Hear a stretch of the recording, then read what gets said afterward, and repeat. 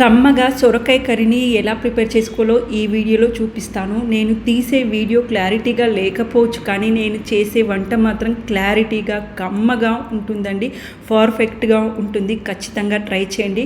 టేస్ట్గా లేకపోతే నేను యూట్యూబ్లో వీడియోలు చేయడమే ఆపేస్తాను. ఇక వంటలోకి అయితే వెళ్ళిపోదాము. 2 టేబుల్ స్పూన్ల ఆయిల్ ఈడ్ చేసుకొని దాంట్లో తాలింపు గింజలన్నీ వేసుకోండి.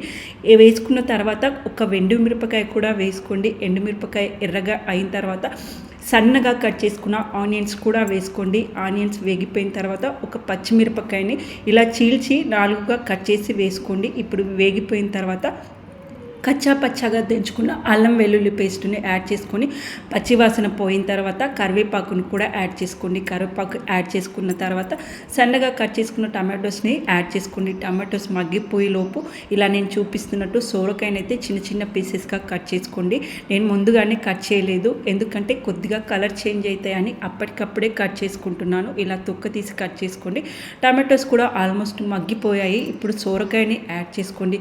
సోరకాయ బాగా మగ్గిపోయిన తర్వాత కొద్దిగా పుదీనా కొత్తిమీరని వేసుకోండి. కొద్దిగా పుదీనాని ఎక్కువగానే యాడ్ చేసుకోండి. ఫ్లేవర్ బాగుంటుంది, కూర కమ్మగా ఉంటుంది పుదీనా వేయడం వల్ల.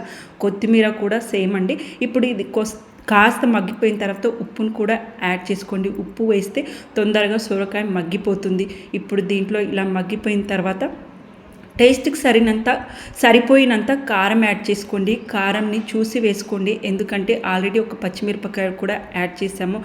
అప్పుడే దంచుకున్న అల్లం వెల్లుల్లి పేస్ట్ కాస్త ఘాటుగానే ఉంటుంది. ఇప్పుడు కొద్దిగా వాటర్ యాడ్ చేసుకొని మెత్తగా మగ్గించుకోండి.